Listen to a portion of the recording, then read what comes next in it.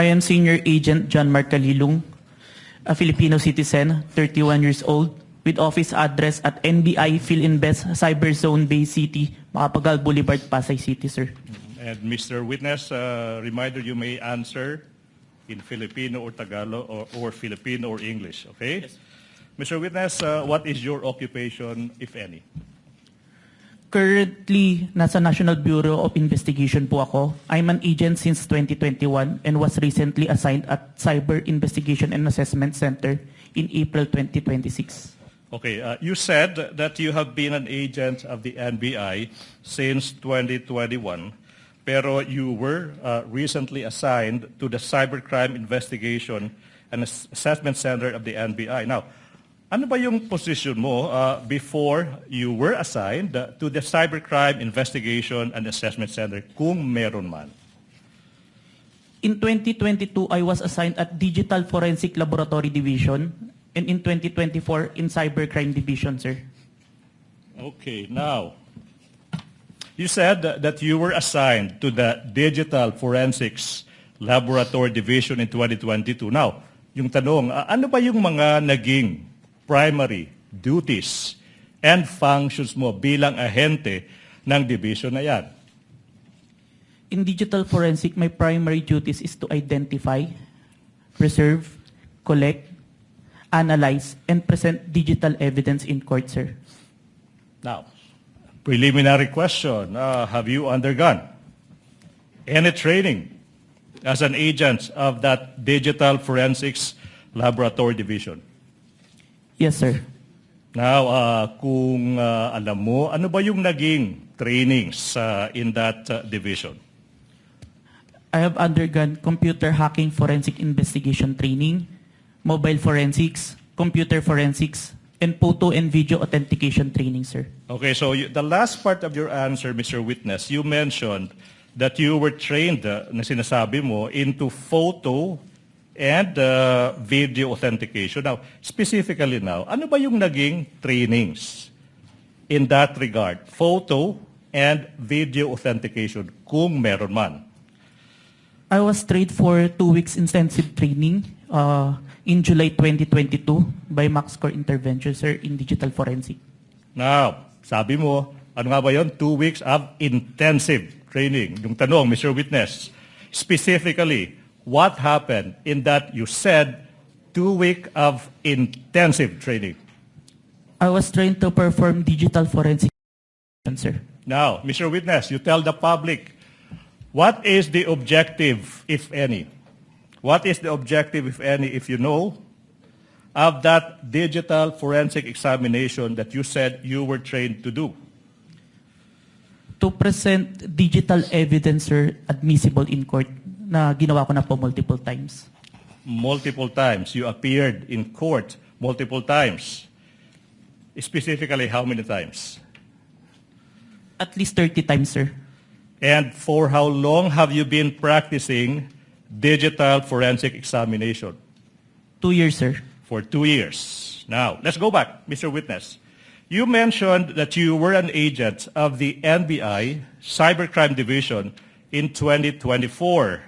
Now, what were your primary duties and functions as an agent of that Cybercrime Division? To investigate cases in violation to the cybercrime law, sir. Cybercrime law. Now, Mr. Witness, you are testifying in this impeachment case proceeding trial against the Vice President, the respondent in this case. Do you know the respondent in this case? Yes, sir. And why do you know the respondent in this case? Because she is the Vice President, and my team conducted an investigation involving her, sir. Mm-hmm. So aside from being the Vice President, your team, you said, investigated the Vice President. The question now is, what was this investigation, if you know? It's an investigation on the statement uttered by the Vice President during an online press conference briefing dated November 23, 2024. Mm-hmm. So, statements uttered by the Vice President in an online live stream press conference held on November 23, 2024. Now, yung tanong, ano ba yung naging participation mo, Mr. Witness, kung meron man? I am the agent on case of the investigation, sir. Now, sinabi mo ikaw yung agent on case. Now, you tell the court, you tell the public, ano ba yung pagiging ahente on the case? Ano bang ibig sabihin yan kung alam mo? It means that I gathered evidence necessary for the investigation, sir. Okay.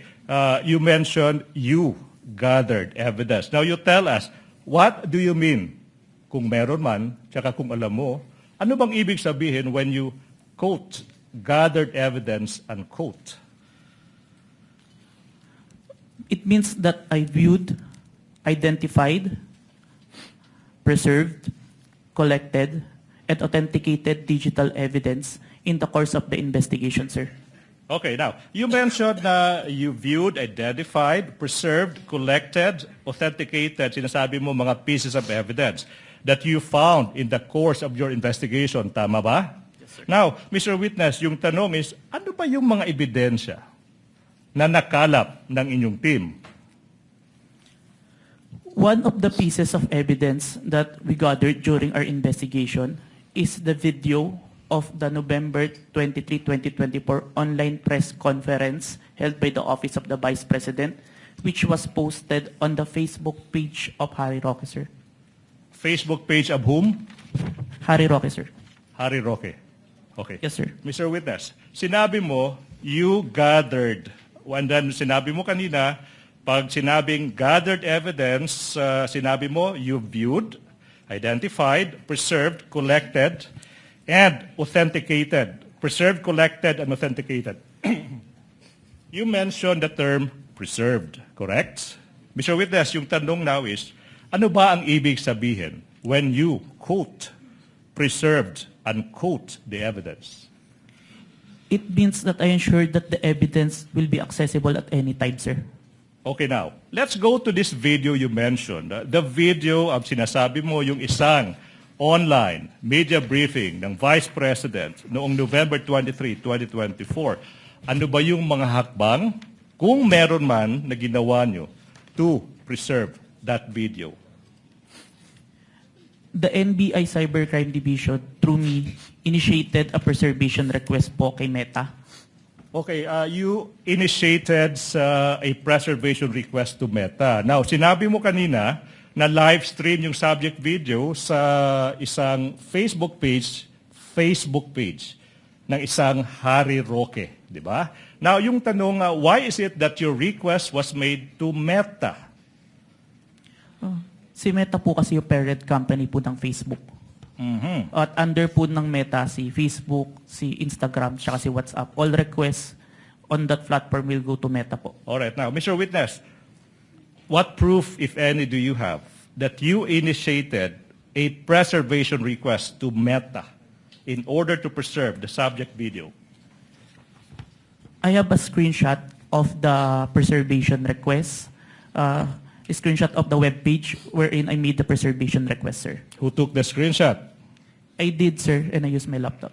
Anong ginawa mo sa screenshot kung meron man pagkatapos dyan? I first saved po yung electronic copy sa laptop ko, then printed it. Where is this print out of the screenshot now?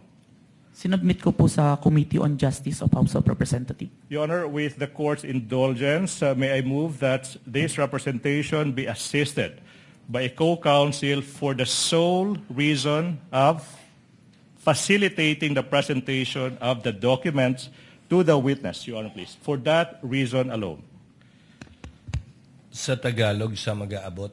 Yes, Your Honor. Siya po yung mag-aabot ng mga dokumento na amin pong ipapakita for the witness to identify po.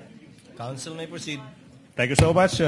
Assisted by Attorney Stephen Magallon. Now, if this printout is shown to you, will you be able to identify the same? Yes, sir. Now, we invite the defense to also peruse the document. Your Honor, may I request that one of our counsels be allowed to peruse the document? Yes, one of the Thank you. counsels for respondent may look at the document being presented to the witness. May I continue, Your Honor, please? Thank you. Now I'm showing you. Defense, can we give the document to the witness, please? Your Honor, the document must be presented to the witness. Your Honor, Give them we are some time to disclosing. look at it. But is this one of the documents pre-marked? Yes, Your Honor, please. For the record, can you state the pre-marking of this document just so that we can catch up? Much obliged, Your Honor, please. That would be P dash Roman numeral 4 dash 7 for the prosecution, Your Honor, please. Noted. Your Honor, may I manifest for the record that this is not a certified true copy? Noted. Your Honor, can I respond to that, Your Honor, please? This is an electronic copy. The rules on electronic evidence says a printed version of an electronic copy is an original. Your Honor, please. Your Honor, Counsel for the prosecutor, counsel for respondent did not object. He just simply made an observation regarding the document. So you may proceed as And soon I as think the this is the document is proper time. returned to the witness. Thank you so much, Your Honor, please. What relation... Mr. Witness, are we ready? What relation, if any, does this document have with the printout of the screenshot that you mentioned? This is the copy of the printout that was submitted to the Committee on Justice, sir.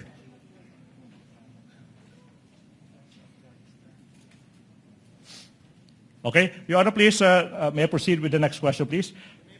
Question, Mr. Witness, how faithful, if at all, is this printout from the actual screenshots? The printout accurately reflects the screenshot, sir. And how do you know now that this printout accurately reflects the screenshot? I compared the printout with the screenshot and with the web page of my preservation and found that the contents are identical, sir. Thank you so much. Now, Mr. Witness, ano ba ang nangyari kung meron man? At kung alam mo, after you made excuse me. After you made the preservation to request to Meta in relation to the investigation we did on the Vice President? Meta acknowledged our preservation request, sir. Okay. Your Honor, please, the exhibits as they come, as they are identified by the witness, are also simultaneously being presented on the screen, Your Honor, please. Okay. You said that Meta acknowledged the preservation request, correct? Yes, sir. Now, yung tanong ay, ano bang pruweba mo? Kung meron man, that in fact, Meta acknowledged the request. I have a screenshot of the acknowledgement of Meta email acknowledgement. Now, who took the screenshot? I did, sir, and I used my laptop. What did you do with the screenshot kung meron man? Sinave ko muna po yung electronic copy ng screenshot sa laptop ko and printed it. Where is the printout of the screenshot? Sinubmit ko po sa Committee on Justice of House of Representatives. Now, kung yung printout ng screenshot ipapakita sa'yo, will you be able to identify the same? Yes, sir. Now, we are now in the process of showing you yung isang printout ng isang screenshot ng isang tugon o reply ng Meta, Your Honor, that is previously marked as Exhibit P, Roman numeral 4-8 for the prosecution.